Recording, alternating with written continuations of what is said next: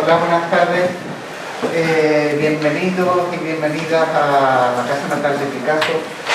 Hoy tenemos con nosotros a Fernando Álvarez Martínez, onubense de 1953, investigador, licenciado en Derecho por la Complutense, diplomado en Derecho, que nos trae su lectura personal del informe de Picasso. Hace unos años, en la Casa Natal, dedicamos una exposición al general Picasso, que era tío por parte materna de Pablo Picasso. Incluso Picasso, el artista, solía decir, al final el famoso de la familia va a resultar mi tío y no yo, ¿no?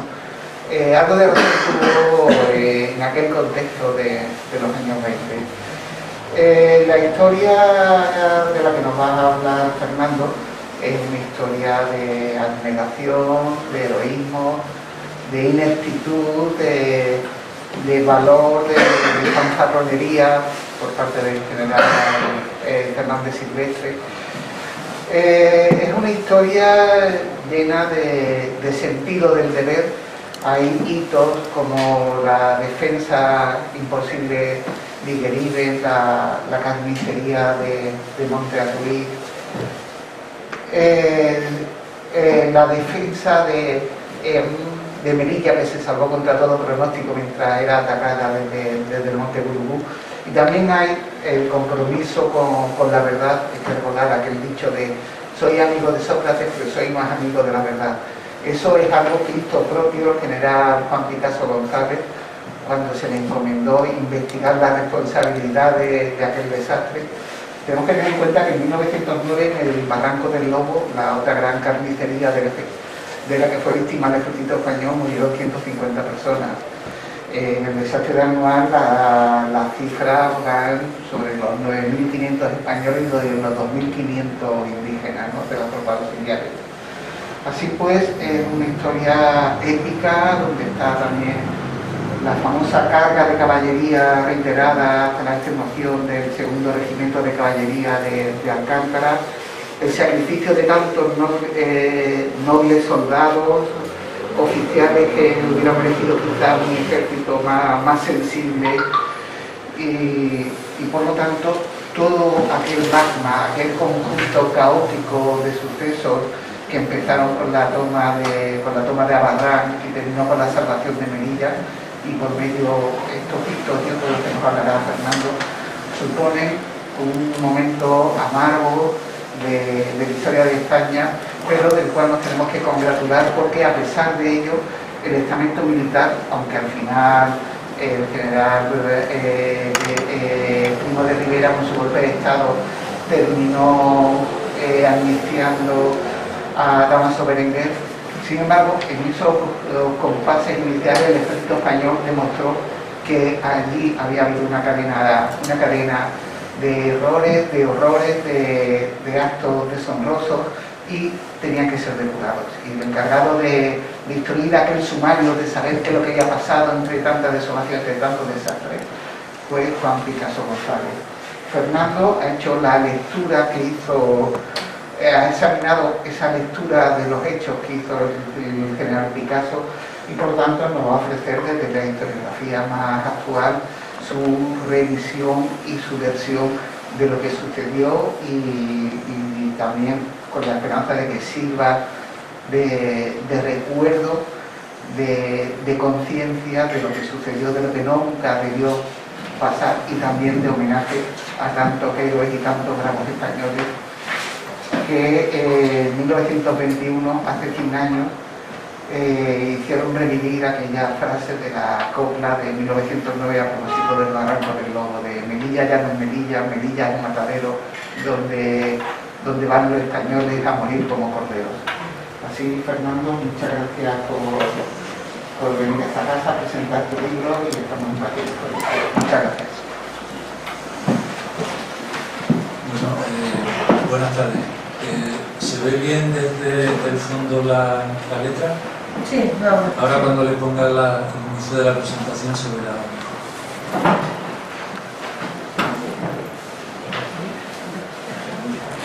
Bueno, buenas tardes de nuevo. Muchas gracias a la Fundación Picasso, Casa Natal, Museo del Pintor, por la oportunidad de presentar este libro en la 34 edición de los públicos de publicación. A todos vosotros vuestra asistencia, particularmente a mi familia, tanto a la malagueña como a la que ha venido de fuera, hace uno que se sienta como en casa.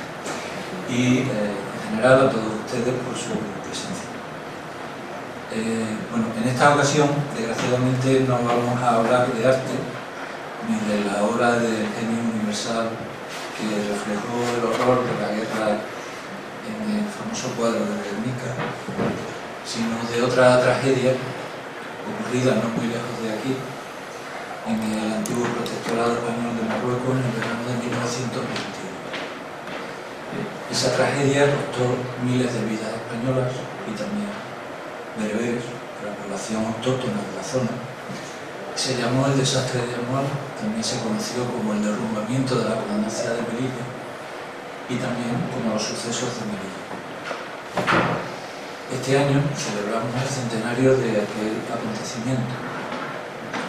En el libro analizamos aquel episodio a través de la, como ha dicho Mario, de la investigación oficial que el gobierno de entonces, el gobierno de Allende Salazar, conservador, encargó al general Juan Picasso González, que era tío segundo del pintor Pablo Ruiz Picasso. La madre de Picasso, del pintor, era prima hermana del general Picasso. Ambas familias se trataron estrechamente, ya que Picasso había nacido, el general había nacido también muy cerca de aquí. Y el pintor llegó a conocer a su tío cuando era pequeño. El general vivía ya en Madrid, en otros destinos, y acudía de vez en cuando aquí a Málaga, y su sobrino pues tuvo la ocasión de tratarlo. El suceso de Anual no es demasiado conocido por nuestra amnésica mentalidad española, que muchas veces nos mantiene un poco indiferente a nuestro pasado, pero sin embargo ese episodio tuvo una trascendencia desde mi punto de vista muy grande, que a veces no ha sido bien valorado por la historiografía, ya que puso en marcha una serie de procesos de gran trascendencia en los años siguientes, que dejaron una huella que todavía es perceptible en nuestro atormentado siglo XX. Anual, el desastre de Anual, inició una guerra de 6 años, que se llamó la Guerra del Rif, que convirtió el sueño marroquí de unos pocos en una pesadilla para la mayoría de españoles que además se oponían a ir a aquella guerra. El historiador Juan Pando dijo que Marruecos fue el Flandes español del siglo XX. Y el historiador Carlos Seco dijo también que si ha habido alguna guerra especialmente odiada por los españoles fue la guerra de Marruecos. Aquel conflicto no solo dio la puntilla a la monarquía liberal alfonsina, sino que, exceptuando el paréntesis de la Segunda República, abriría un periodo de 5 décadas de regímenes militares en nuestro país. A lo largo de esa guerra se forjó la ideología reaccionaria africanista y se engrasó la maquinaria militar cuyos métodos terroristas aplicados al enemigo rifeño en las montañas y estepas del norte de Marruecos se emplearon profusamente en la península durante la década siguiente contra sus propios compatriotas. La persistente injerencia militar en la vida política de España durante los siglos XIX y XX se alimentaría así de dos factores. Uno, un poder político débil, escasamente representativo, el poder liberal, y que necesitaba al ejército para sostenerse frente a la disidencia interna. Y por otra parte, también de las continuas guerras civiles y de las guerras coloniales, que son la característica general de los siglos XIX y XX. Recordemos que en el siglo XIX se empieza con la Guerra de la Independencia, sigue la Guerra Carlista, en 1833-40, otras dos guerras posteriores a lo largo del XIX, la guerra de la independencia contra los independentistas americanos, a final de siglo la guerra contra los cubanos y luego contra los Estados Unidos, y en el siglo XX la guerra de Marruecos, finales del XIX también la guerra del general Margallo, 1893, y luego también las guerras de Melilla de 1909 y la de la llamada campaña del Caire, 1911-1913. Y por supuesto la guerra del Rif, que empezó en 1921 y duró hasta 1927, ese año. Bueno, volviendo a Anouar, y para situar ese episodio en el correspondiente contexto histórico, es conveniente retroceder hasta el año 1912. En ese año, el gobierno francés firmó con el sultán de Marruecos un tratado, el Tratado de Fez, en marzo de ese año, por el cual se constituyó el protectorado francés de Marruecos. Ese protectorado marcó el fin de la independencia del reino marroquí, que hasta ese momento se había mantenido independiente del dominio europeo, y ha sido de los pocos países que se había mantenido independiente. 8 meses después, en marzo de 1912, el gobierno francés firmó un segundo tratado con el gobierno español, por el cual se cedió la franja que en el mapa aparece en amarillo, que es el protectorado español en Marruecos. De esa forma, Marruecos quedaría dividido en 3 zonas durante todo el periodo colonial hasta la independencia de 1956. Al norte, la zona internacional de Tánger, administrada por un condominio francés, británico y español. En amarillo, la zona del protectorado español, en torno a unos 22.000 kilómetros cuadrados, equivalente a la provincia de Badajoz, y el resto del país, un 95% de Marruecos, que era el protectorado francés. En la zona española había 71 tribus. Era una población que vivía en una sociedad preindustrial. Aquí en el mapa he pintado aproximadamente las 4 o 5 zonas en las que se dividían las tribus. En amarillo, en el área de Ceuta, las tribus de Yebala, en azul las tribus del área de Alucema, y en esas dos zonas es donde estaba el foco principal de la resistencia berebere contra la presencia española. Eran montañeses, habituados a la guerra, en continuos enfrentamientos internos entre las tribus o Kabila es sinónimo de tribu, o las fracciones, y ese foco se mantuvo desde el principio del protectorado, ese foco de resistencia. En la zona occidental, en Yebala, la zona de Beniarós, estaba el caudillo Ahmed Raisuni, y en la zona oriental las tribus más aguerridas de Bocoya, Tensamán, Beniorriaguel, Benitucín, Beniulichek, etc. Esos núcleos de resistencia impidieron al ejército español llegar a controlar hasta el final de la Primera Guerra Mundial, noviembre de 1918, la mayor parte del territorio. Había continuos enfrentamientos, escaramuzas, y había una inestabilidad muy grande. Los gobiernos francés y británico presionaron al gobierno español en ese momento, en noviembre de 1918, para que terminara de completar el dominio militar del territorio.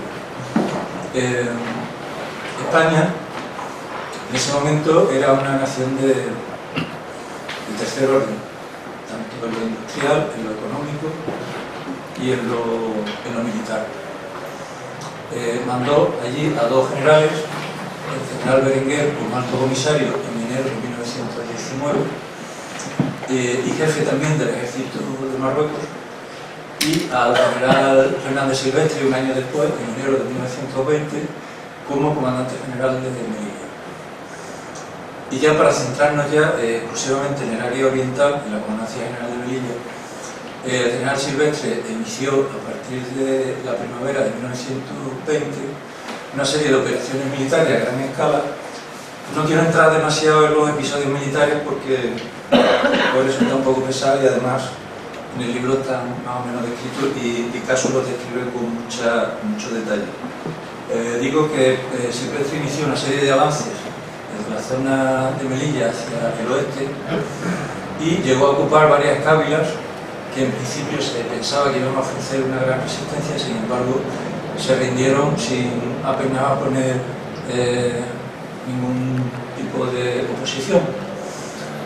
Parece que el factor que indujo esa facilidad, aunque hay un sector de la historiografía que pondera la valentía, el arrojo y demás del general Silvestre, en realidad se debió a que había una hambruna tremenda en aquella zona desde hacía 3 o 4 años antes y la población vivía sumida en una gran miseria. ¿Qué pasa? Que cuando Silvestre inicia los avances, los rifeños no tenían condiciones para defenderse. Por lo tanto, se rindieron sin apenas oposición y a partir de ese momento la comandancia tiene un exceso de confianza y organiza las posiciones de... Bueno, llegó Silvestre aproximadamente a la zona de Sididrí, esta es la costa, llegó aproximadamente a las orillas del río Amecrán y concentró sus tropas en el campamento avanzado de Anual. En ese momento se producen dos reveses militares que son el prólogo, según establece Picasso en su informe, son el prólogo del desastre posterior. Uno es Abarrán, el 1 de junio de 1921, que cae a las pocas horas de ser ocupado por el ejército en manos de los rifeños. Y el segundo fue el combate de la Loma de los Árboles, que ocurrió el 16 de junio. En esos dos reveses se produjo un hecho que causó una gran demoralización y fue que fue la primera vez que se perdió una batería de artillería al completo, cosa que los militares consideraron una humillación enorme. Era la primera vez que ocurrió. Bien. Silvestre estaba obsesionado con llegar a la bahía de Alhucemas, que era el foco de la resistencia rifeña, y parece, según, aunque no hay prueba específica, pero sí se sabe que podría ser bastante cierto, que le había prometido al rey llegar a ese punto el 25 de julio, que era el día de Santiago Apóstol, patrón de España y patrón también del arma de caballería al que pertenecía el general. Ese deseo de llegar cuanto antes al foco de la rebelión rifeña le hizo, digamos, confiarse excesivamente en la estructura de sus posiciones en retaguardia. El día 17 de julio los rifeños atacaron la posición avanzada de Guerine, que se ve aquí en el mapa en la parte izquierda. La posición cayó a los 4 días de ser asediada por los rifeños, exterminaron prácticamente a casi toda la guarnición de los 300 soldados. Según las últimas investigaciones, solo se salvaron entre unos 50-60 soldados.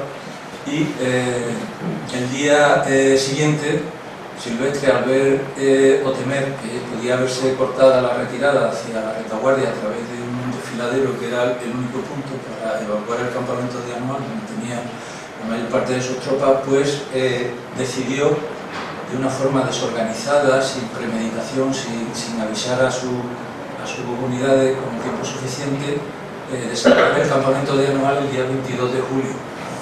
Ese desalojo, de esa forma tan desorganizada, produjo enseguida una ola de pánico en las tropas que se transformó pronto en una desbandada y casi un sálvase quien puede. Al ver los rifeños que se había abandonado el territorio avanzado, fueron cayendo todas las posiciones de primera línea, se produjo una sublevación general de las tribus de retaguardia y una sublevación de las tropas indígenas, regulares y policías. Ambos factores fueron decisivos para una caída generalizada de toda la estructura defensiva de la comandancia, que supuso, digamos, una especie de caída de como un castillo de naipes, ¿no? Fueron cayendo todas las posiciones una tras otra, los rifeños fueron asediando todas esas posiciones hasta que terminaron el agua. El agua fue un factor fundamental, era el mes de julio y agosto también. Había, digamos, un clima mucho calor y el agua, las reservas que tenían las posiciones eran muy escasas, con lo cual los rifeños lo que trataban sobre todo, más que los asaltos frontales, era, digamos, que terminase las provisiones de agua y que las tropas se rindieran por sed. Así ocurrió en casi todas las posiciones y hubo 3 masacres fundamentales. La primera fue en Darquetani, el día 25 de julio, donde se rindió allí la columna del coronel Araujo. Murieron en torno a unos 800 soldados. La segunda fue la Alcazaba de Cebrón el día 13 de agosto, 400, 500 bajas. Y la tercera y la peor fue la de Montearroyo. En aquel campamento murieron en torno a unos 2.500 soldados. Solo se salvaron en torno a unos 100 entre oficiales y soldados. En esas 3 masacres y también en muchas de las posiciones los rifeños y sobre todo los jefes habían acordado con los militares el que a cambio de entregar las armas y de desalojar las posiciones, los rifeños les dejarían volver a Melilla. Sin embargo, una parte de los guerreros que estaban por debajo de los jefes no respetaron aquellos tratos y cuando los españoles depositaron las armas en el suelo, los masacraron y los asesinaron a sangre fría sin apenas dar tiempo a defenderse.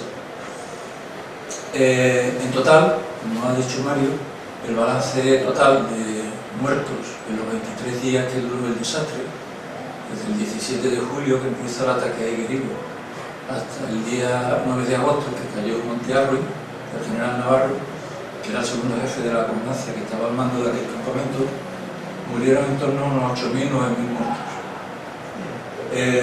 Además, se perdió un arsenal ingente de armas, municiones, cartuchos de guerra, equipo de campaña, etc. Y se perdió todo el territorio que se había ido ocupando la comandancia de Melilla en los 12 años anteriores, desde 1909 hasta 1921.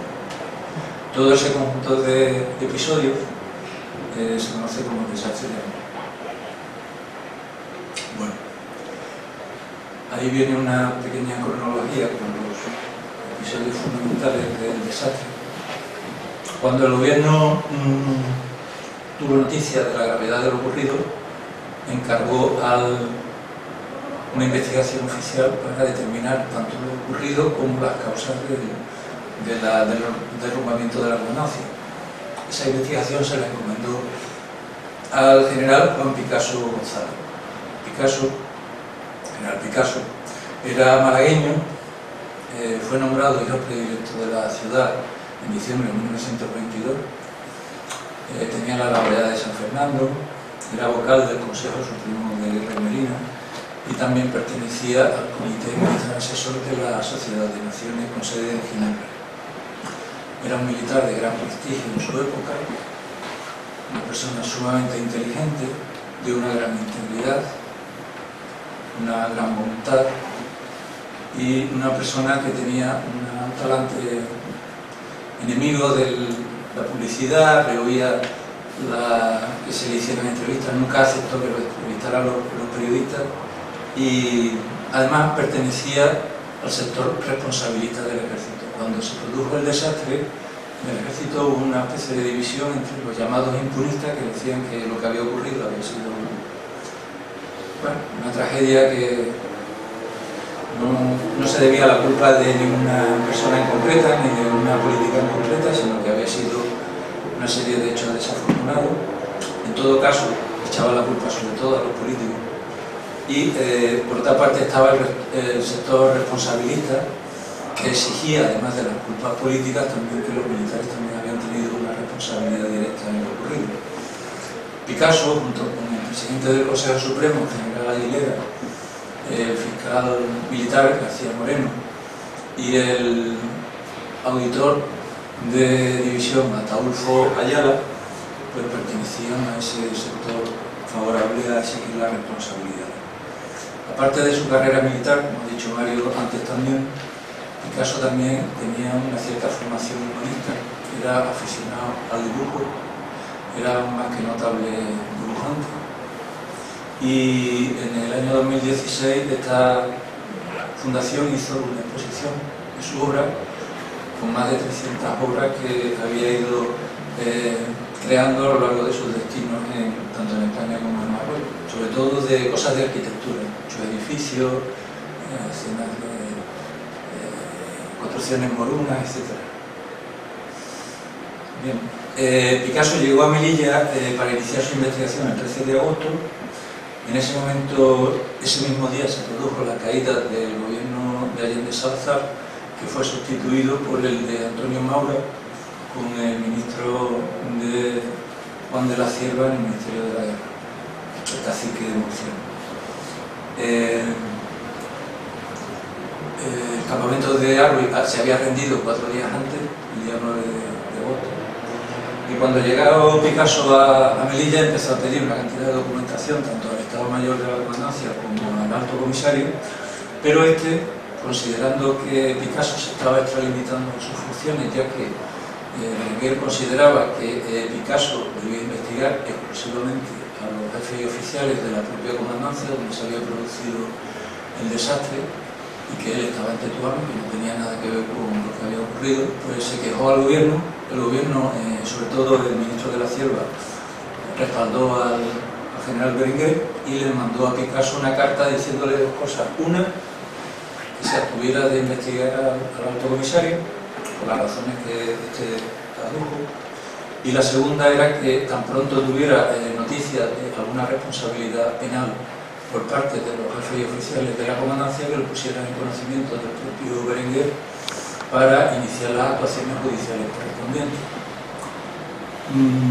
A los 5 meses de estar en Melilla, es decir, llegó el día 13 de agosto del 21, y estuvo en Melilla hasta el día 18 de enero del 22, Picasso reunió todo su expediente, que es lo que se llama el expediente Picasso, en torno a unos 2.170 folios. Se conservan todos en el Archivo Histórico Nacional, se pueden incluso descargar y consultar a través del portal de Archivos Españoles. Y el día 18 de enero volvió a Madrid. Allí, en 3 meses, redactó sus conclusiones y el informe de lo que había ocurrido, determinando los factores que a su juicio habían causado la debacle. Reunió o agrupó las causas en esos otros grupos que pone ahí en la diapositiva: factores militares directos y factores políticos indirectos.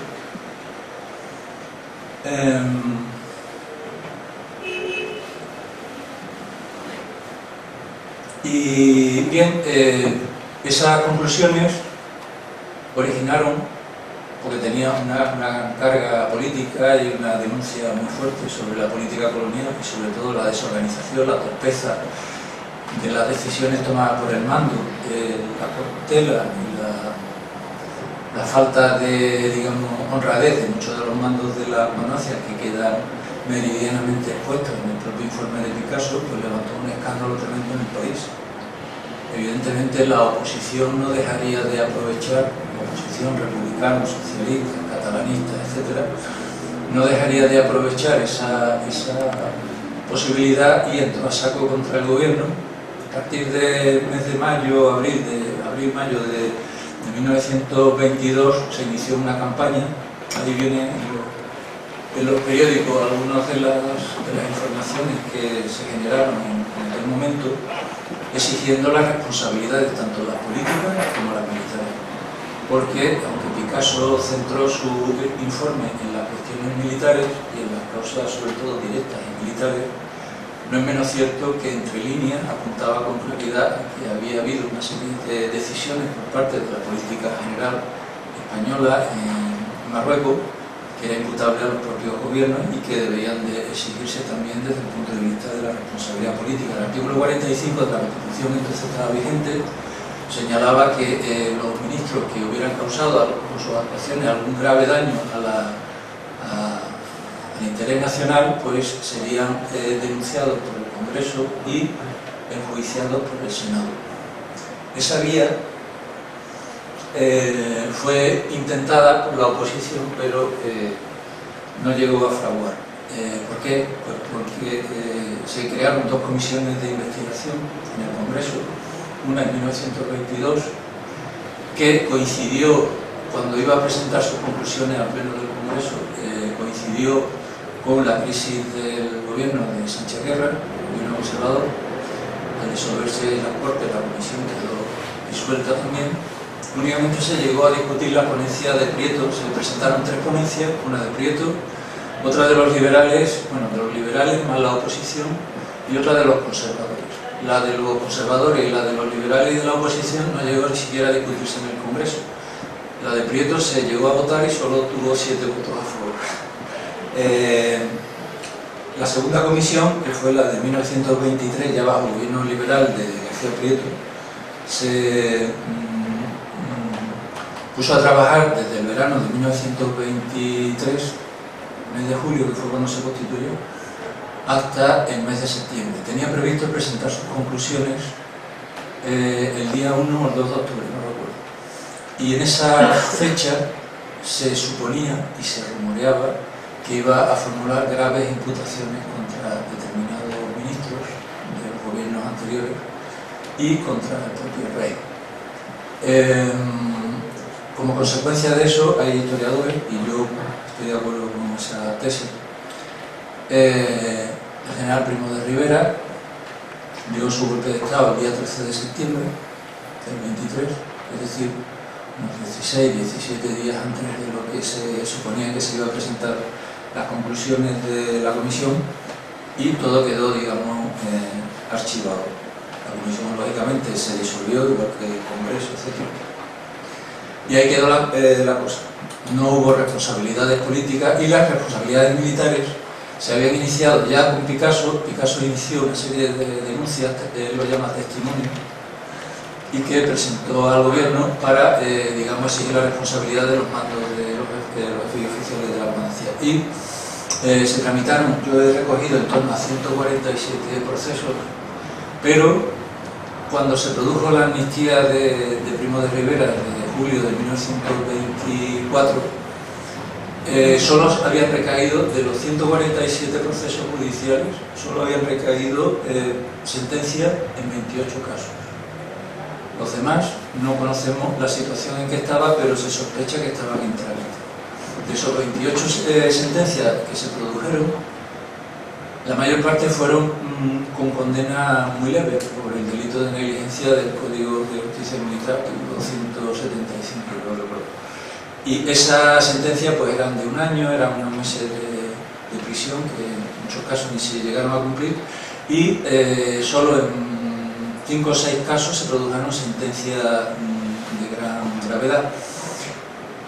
La amnistía de Primo de Rivera de julio del 24 archivó también esos procesos, y tanto los que estaban en trámite como las sentencias que habían recaído, con lo cual las responsabilidades militares tampoco se llegaron a seguir.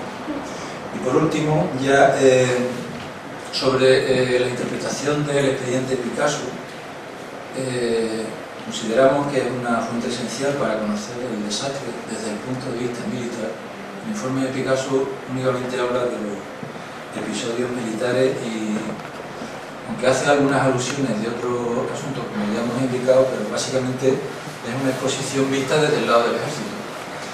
Es una exposición sumamente minuciosa, porque describe toda la organización de las fuerzas de la comandancia antes del desastre, los problemas de habituallamiento que tenían las posiciones, el talante excesivamente poco ejemplar de muchos de los mandos que ni siquiera comparecían en sus unidades, las condiciones desastrosas que tenían muchos de los soldados en sus distintos. Luego pondremos una fotografía para que veáis algunas de esas posiciones, y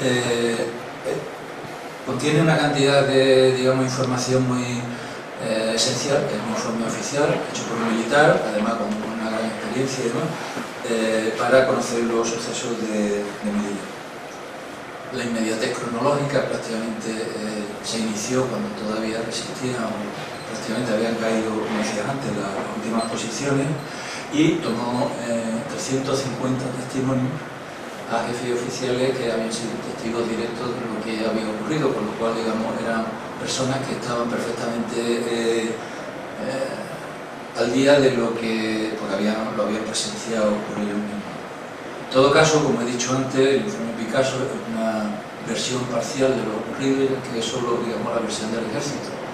No se cumple en este caso el aforismo de que la historia la escriben los vencedores. En este caso, la historia que ha perdurado de anual ha sido la historia de los perdedores del ejército español.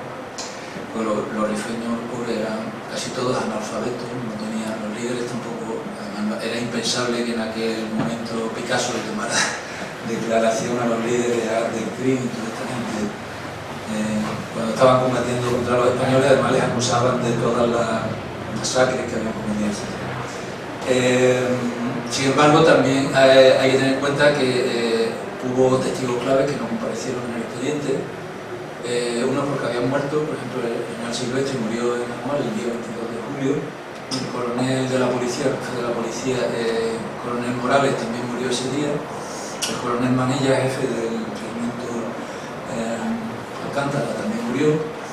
Y otros estaban presos en Alcema. Cuando cayó Arruy y Quetani y demás, muchas posiciones, los rifeños pues capturaron a los jefes y oficiales y los tenían presos en Melilla, en Alcema, en Asdir, que era donde estaba el centro donde vivía del CRIM, y allí los tuvieron hasta enero del 23, que fueron liberados, a cambio de pagar 4 millones de pesetas. El rey dijo que había costado muy cara la carne de gallina. Los militares que comparecieron en el expediente ante Picasso tampoco a veces fueron excesivamente sinceros, ya que en muchos casos habían tenido un comportamiento poco honorable y no estaban muy interesados en sacar a la luz sus propias debilidades. En el momento en que se produjeron los momentos críticos, pues muchos de ellos salieron huyendo. Incluso hay testimonios en las fuentes de que quitaban a los soldados los caballos para montarse en el y una cuestión que ya va a terminar, que resalta en el expediente es que Picasso y el gobierno tampoco dio instrucciones al respecto, sorprendentemente, sobre el balance del coste humano de la tragedia. El ejército tardaría todavía bastantes meses en dar esa información y además lo daría de una forma poco clara. En noviembre del 22 hay un informe del Estado Mayor donde recoge las cifras de bajas, ya hemos dicho en torno a 8.000, 9.000 muertos, pero está con muchos errores. Incluye como bajas las bajas de las tropas indígenas, que en una gran proporción no fueron bajas, sino fueron deserciones. Los regulares y la policía desertó y el ejército los consideraba como bajas. Calculaba en torno a 4.000 y pico de bajas de las tropas indígenas. Eso no es correcto. Bien, y bueno, ya con eso termino. Y ahora os voy a poner, y ya para terminar el rollo este,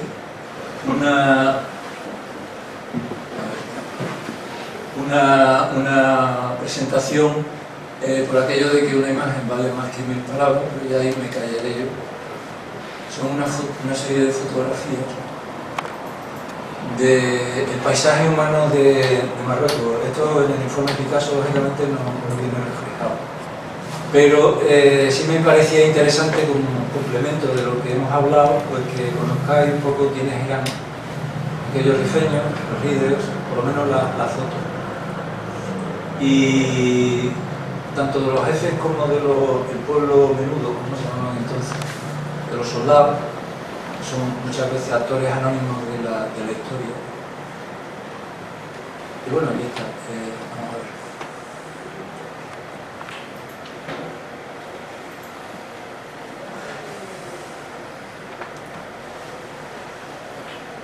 Esta foto es de los líderes rifeños. Hay varios de ellos.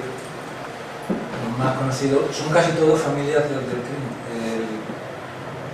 El núcleo dirigente de la sublevación fue en torno al clan Jatabi, que eran los que estaban en la cábila de Miguel. Está Abdelkrim, está sus cuñados, y luego está también Abdelkrim con su padre y su hermano. En esta foto está Abdelkrim con los jefes de la oficina indígena. Abdelkrim aparece en primer plano con el turbante. El número 2 es el coronel Riquelme, que era jefe de la policía, su jefe de la policía indígena de aquella época. Una de las cosas que se habla mucho de los rifeños es que era una sociedad muy igualitaria, que había una república donde todos dominaban. Yo en la fuente no he visto esa realidad. Había una diferencia social importante entre los líderes, entre los notables, que tenían un nivel de vida para lo que era la época muy superior, y el resto del pueblo. Esta foto es de unos pastores y campesinos tomando el té. Estos son notables rifeños, con su proverbial bandeja de té por delante.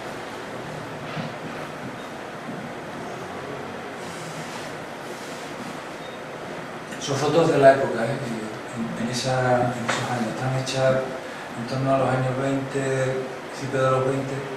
Muchas de ellas las hicieron hasta la misma policía. El general Morales, que era jefe de la policía, tiene un documento muy curioso que se llama Memoria de Cávila. Está en el archivo de la Biblioteca Nacional de España y recoge un montón de fotografías y algunas de estas fotos están sacadas de ese reportaje. Todo un zoco rifeño.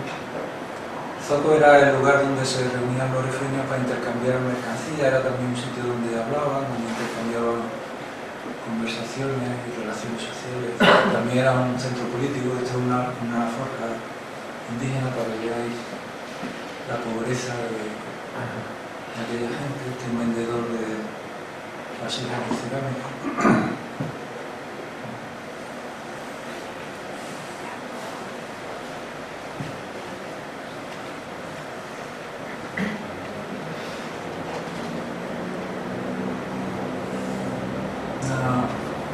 Prácticamente una niña, madre ya. La rifeña se casaba muy bien, o se quedaba embarazada muy bien.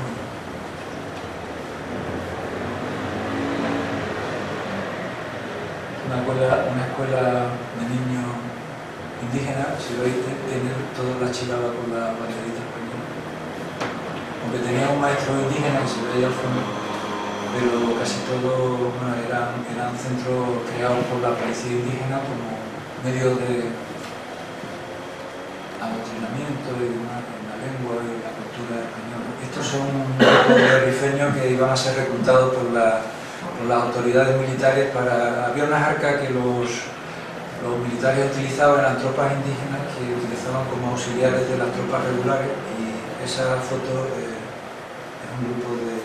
Este es un guerrero, no sé de qué tribu es, un guerrero rifeño. Son unos prisioneros rifeños conducidos por tropas regulares.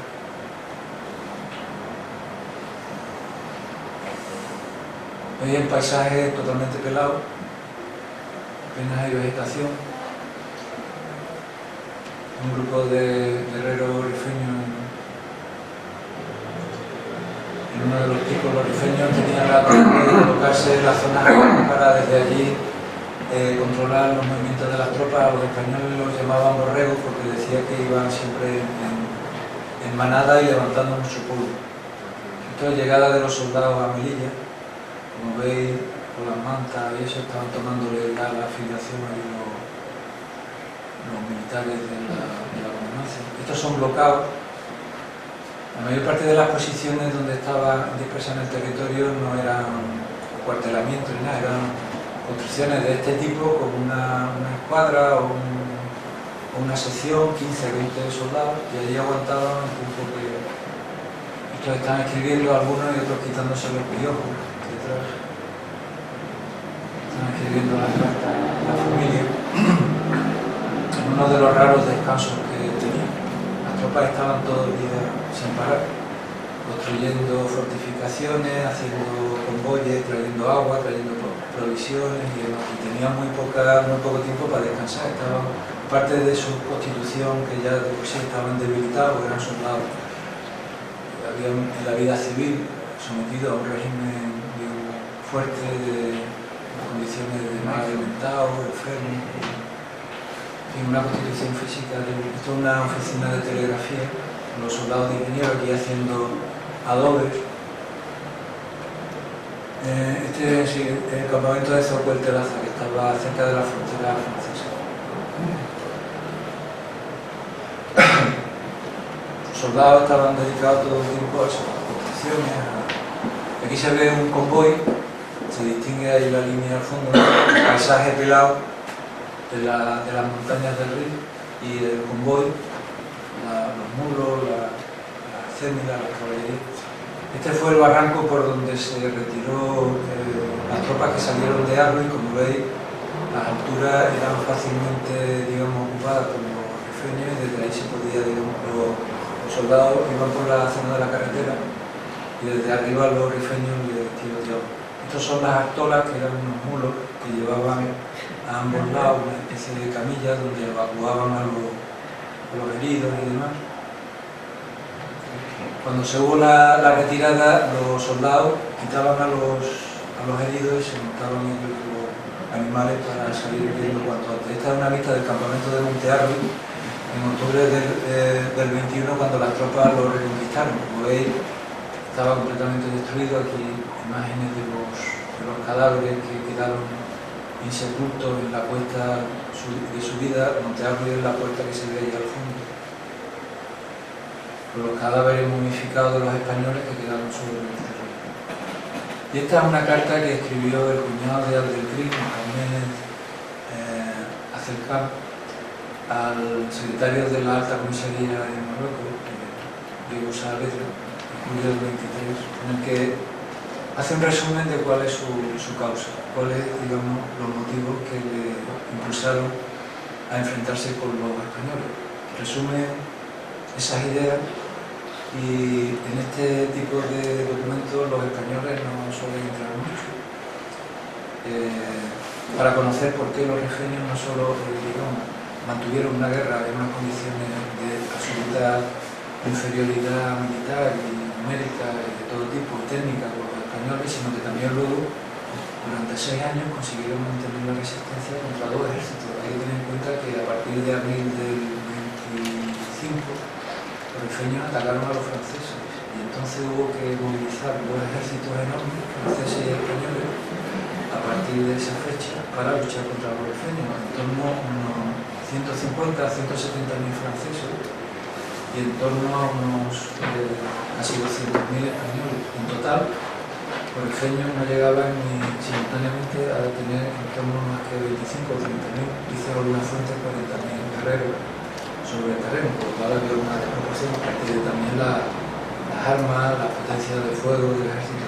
Bueno, pues con esto he terminado, y para abusar de vuestra eso, voy a leer dos frases que desde el punto de vista resumen muy bien lo que entiendo yo que es este episodio.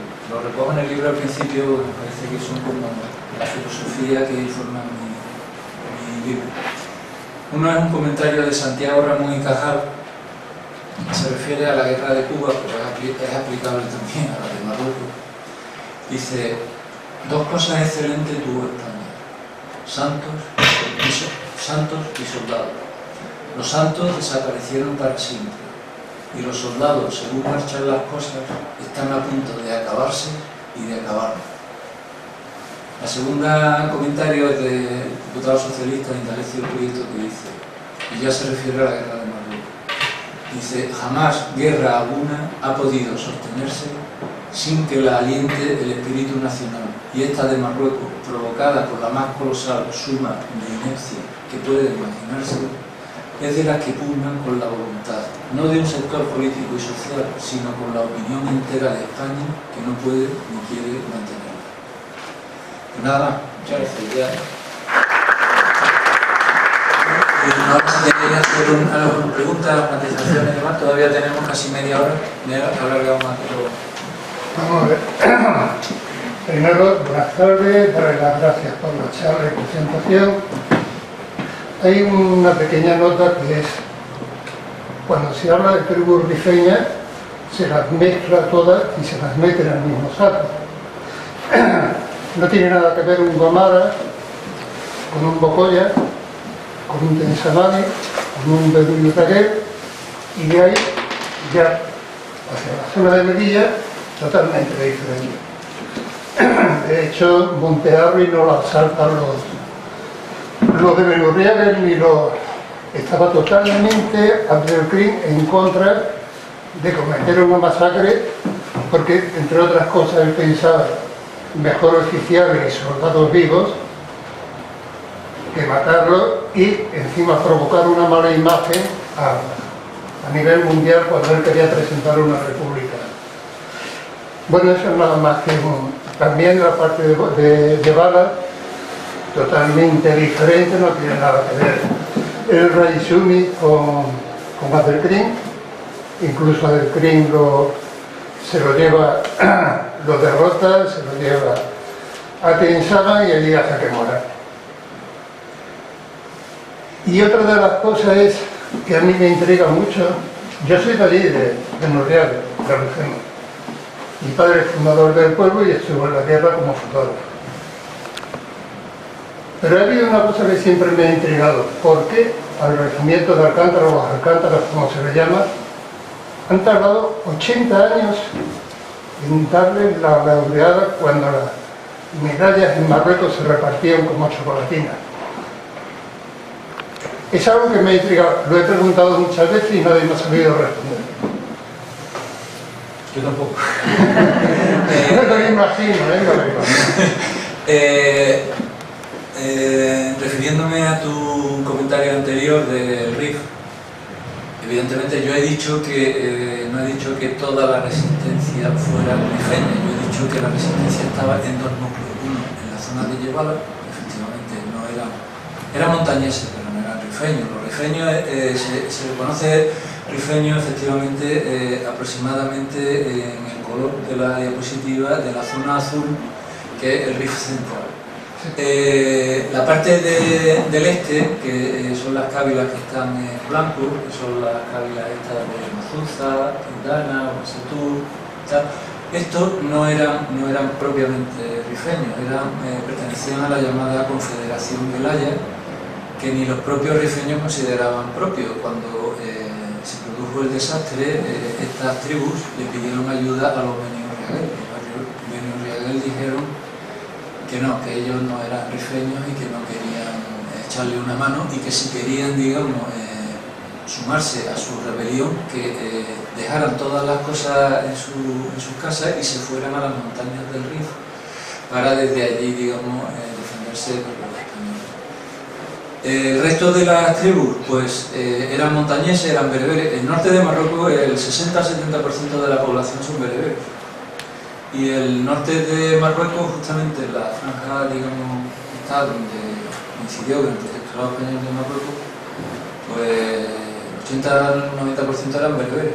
Ellos se llamaban amazigh, no se llamaban así mismos bereberes, eran amazigh, hombres libres, ¿no? Decía, bueno, hay varias denominaciones, una de ellas es hombres libres. El historiador Fernando Brodel, en una obra maravillosa que se llama El Mediterráneo, en la época de Felipe II, habla de que las montañas son el dominio de los hombres libres. Esa población no es solo en el norte de Marruecos, es también en la zona de las montañas de Sicilia, en los Balcanes, en Grecia, y más modernamente lo hemos visto en el este de Afganistán. Esa zona, Brodel dice que el Estado no llegaba a esos sitios. ¿Por qué? Porque eran zonas inhóspitas, agrestes, pobres y demás, y el Estado no llegaba ahí. Entonces esas poblaciones montañesas eran las que verdaderamente conservaban el instinto de la independencia. Los españoles en las fuentes continuamente se refieren a los rifeños como los rebeldes, pero ya en realidad, pensando bien, estaban defendiendo su país. ¿Quién era el rebelde? ¿Quién atacaba a los oriundos? Eran los extranjeros, los españoles y los franceses en este caso. Lo mismo hicimos nosotros contra los franceses luego en 1808. Luego, entonces, ¿de qué nos vamos a extrañar de que esas poblaciones quisieran defender su forma de vida, sus costumbres, etc.? Es una de las muchas paradojas que tiene la historia, ¿no? Que unas veces nos coloca como víctimas y otras como victimarios. Y en la guerra de Marruecos, pues nosotros, que habíamos sido las víctimas en la época de Napoleón, ahora nos convertimos en verdugos. Yo quería hacerte también una pregunta, Fernando. Primero, felicitarte por la exposición que has hecho y por el libro documentalísimo. Yo leyendo sobre la guerra del Rif, siempre encuentro que hay un momento de inflexión, digamos, que es el momento que España tuvo que haber aprovechado, que es la caída de Alacant. entre la caída de Barran y la caída de Arnual hay casi más de mes y medio, que da la sensación de que España espera que las cabilas se aplaquen por su cuenta, que reconsideren, vamos a jugar un poco la diplomacia, pero sin llegar al contraataque. Y sin embargo, si estando las fuerzas de un general tan lanzado como Fernández Silvestre, choca mucho esa pasividad española, ¿no? De no intentar darle la vuelta a la tortilla cuando todavía era posible. Hay un libro muy interesante de los ingleses, tienen una línea de investigación de la incompetencia militar que en la historiografía española no se da a menudo, porque son un poco autocríticos en esa materia. Y hay un autor que se llama Geoffrey Regan, se llama Historia de la incompetencia militar a lo largo de la historia, donde hace un estudio de las grandes derrotas que habían tenido muchos militares, muchos caudillos, que tenían fama de brillantes, gloriosos, etc. A Silvestre le ocurrió un poco parecido. En la guerra, decía Regan, que la guerra es el terreno de la incertidumbre. La guerra moderna es una guerra sumamente compleja y requiere una cantidad de decisiones a todos los niveles, no ya solo militares, sino también de logística, de organización, morales, etc., incluso meteorológico.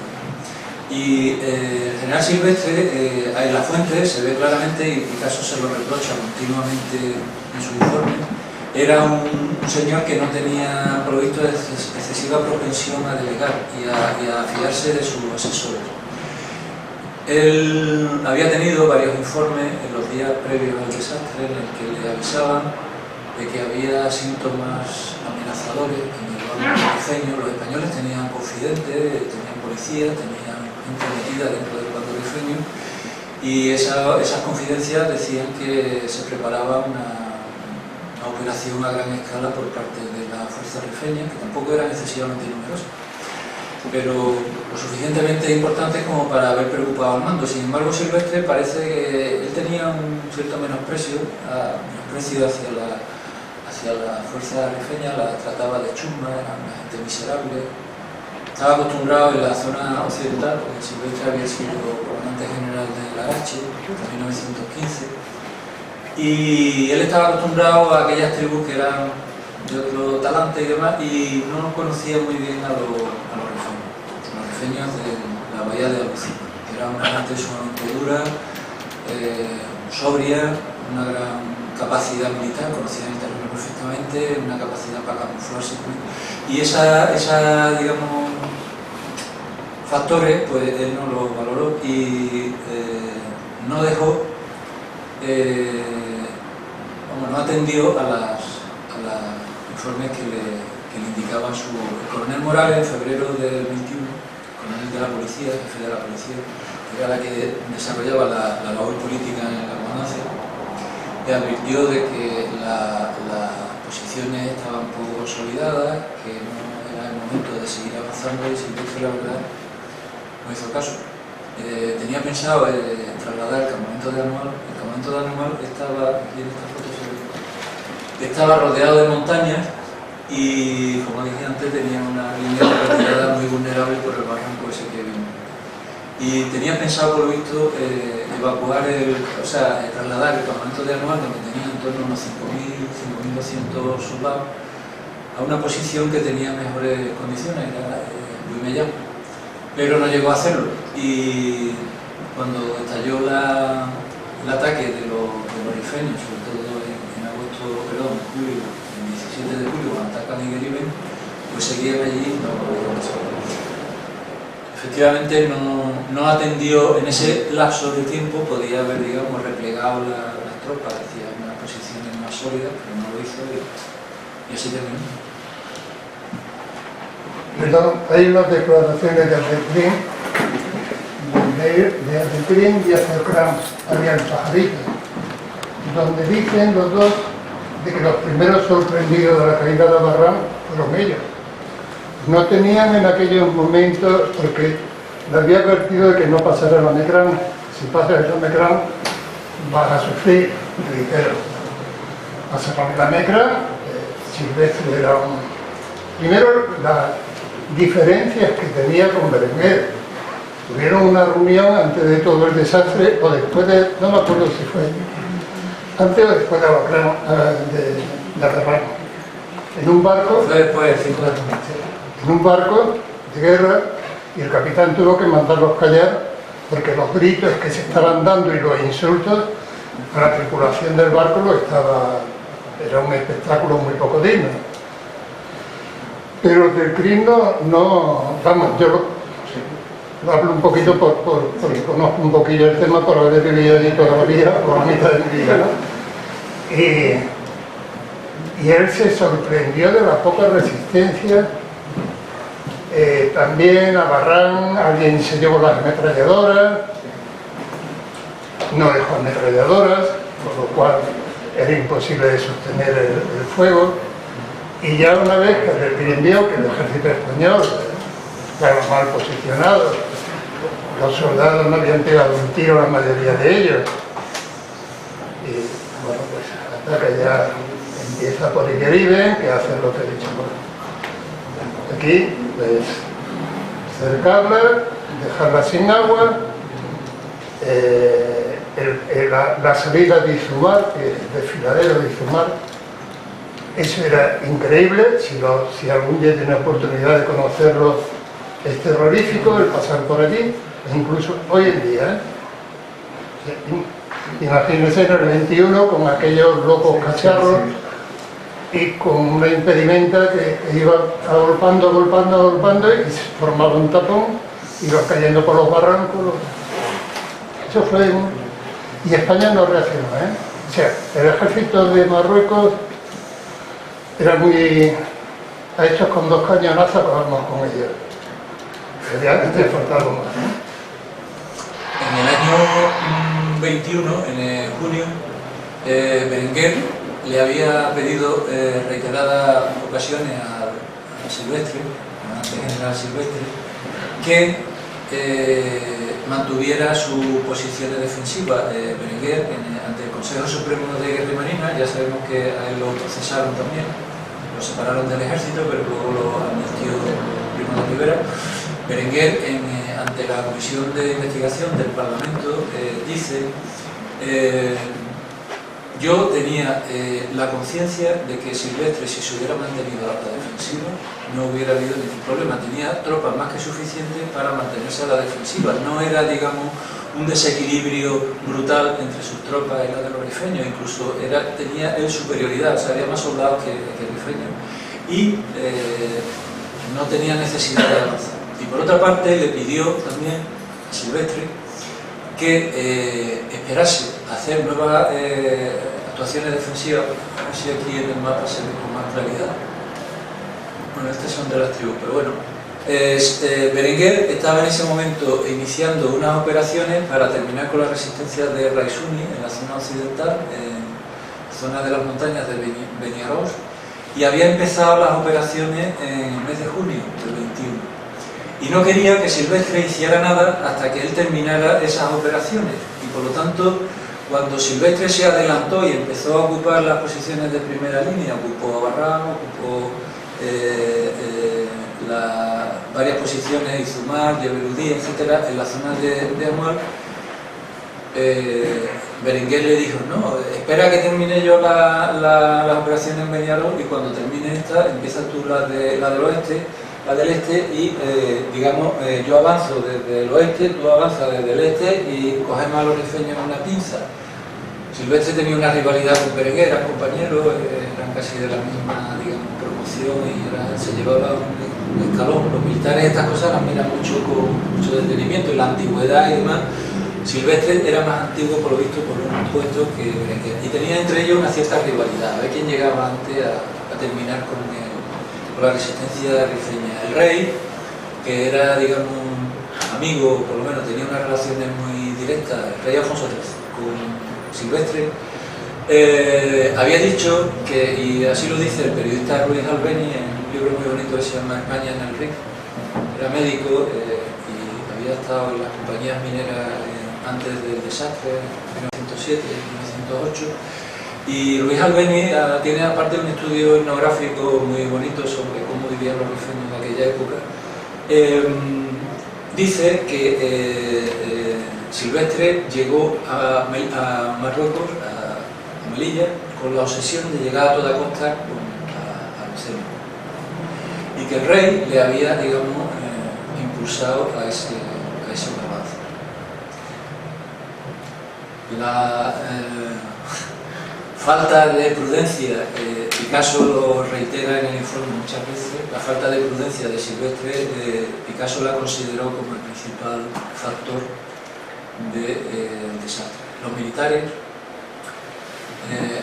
algunos militares han defendido a Silvestre diciendo, claro, como murió, no se pudo defender y era muy fácil echarle las culpas al muerto. Hubo también otras culpas, porque Berenguer también impulsó en otros momentos. Berenguer también era amigo de Silvestre y también en algún momento le impulsó a que siguiera avanzando, incluso cuando Silvestre llegó a dominar la cabilá de Benissai, que era una de las principales del Rif central, pues le jaleó y dijo: estoy muy orgulloso por vuestras hazañas, no sé cuánto y tal, y espero que dentro de pocos días podamos vernos en la bahía de Alcemo y tal, por lo cual estaba sugiriendo que era también partidario de llevar el avance hacia aquel sector. Incluso en la prensa un periodista le preguntó y él dio incluso la fecha de los avances, estoy hablando de Berenguer, la fecha de los avances que iba a seguir las tropas españolas en dirección a Alcemo, y hay algunos historiadores que dicen que eso fue una imprudencia tremenda, ya que los propios rifeños enseguida se enteraron de cuáles eran los planes de los españoles de avance hacia el oeste.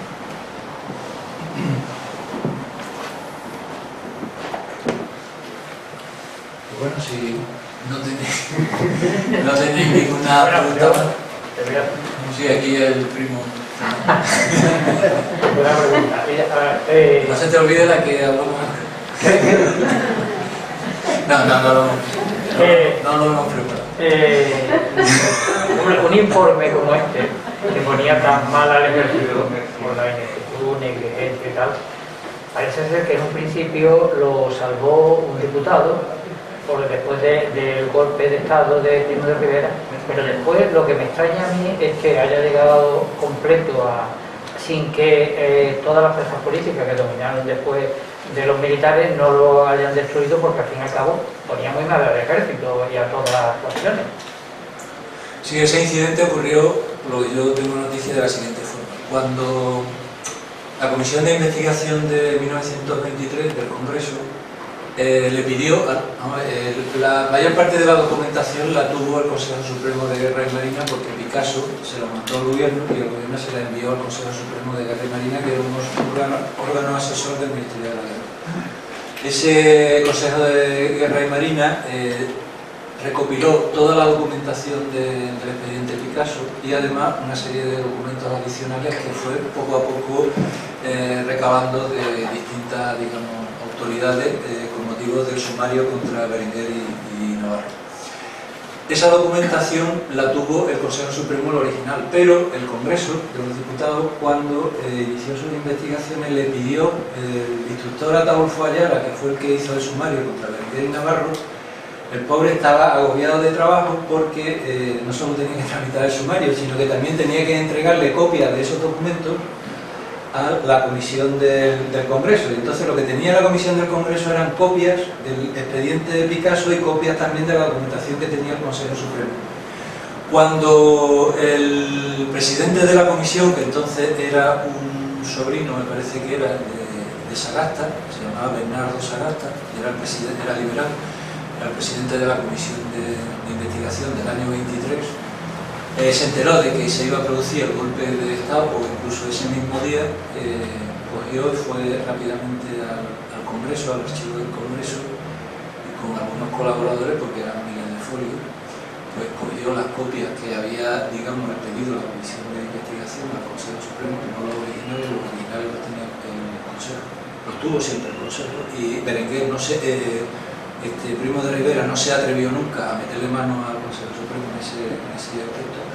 Entonces cogió esas copias que tenía el Congreso y las depositó en la Escuela de Ingeniero Agrónomo. Creo que él era director, Bernardo Sagasta era el director de la Escuela de Ingeniero Agrónomo. Y la ocultó allí en ese edificio. Y allí estuvo hasta la República. Pero ¿qué pasa? Que los originales estaban en el Consejo Supremo. Y esos originales, cuando la República en el año 31 suprimió el Consejo de la Segunda República, en el año 31 suprimió el Consejo Supremo de Guerra y Marina y lo sustituyó por la Sala de lo Militar del Tribunal Supremo, que es lo que existe ahora. La documentación pasó del Consejo, la documentación del expediente Picasso, los 2.400 y pico de folios, más los 6.000 y pico de folios del sumario de Berenguer y Navarro, que ha sido la base de mi investigación, las pasó al archivo del Tribunal Supremo y allí estuvo los originales hasta el año 1991.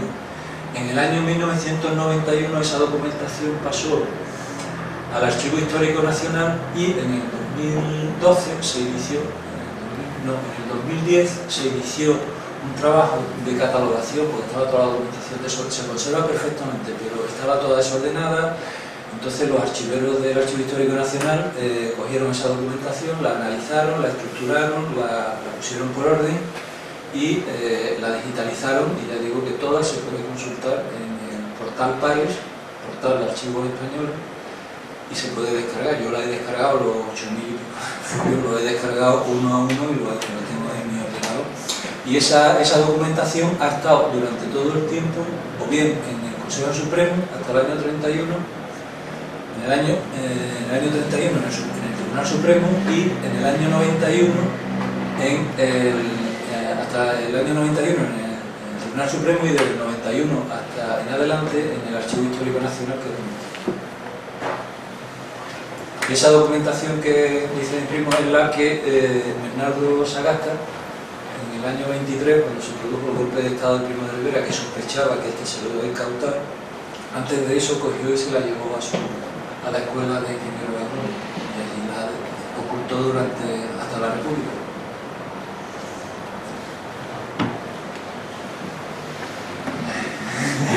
Pues nada, aquí dejamos la cosa. Muchas gracias por vuestra atención y ya sabéis, comprar el libro. No me pretendo hacer rico con pero bueno, por lo menos para enteraros de un episodio bastante negro de nuestra historia que conviene tener presente, no repetir los errores. Muchas gracias.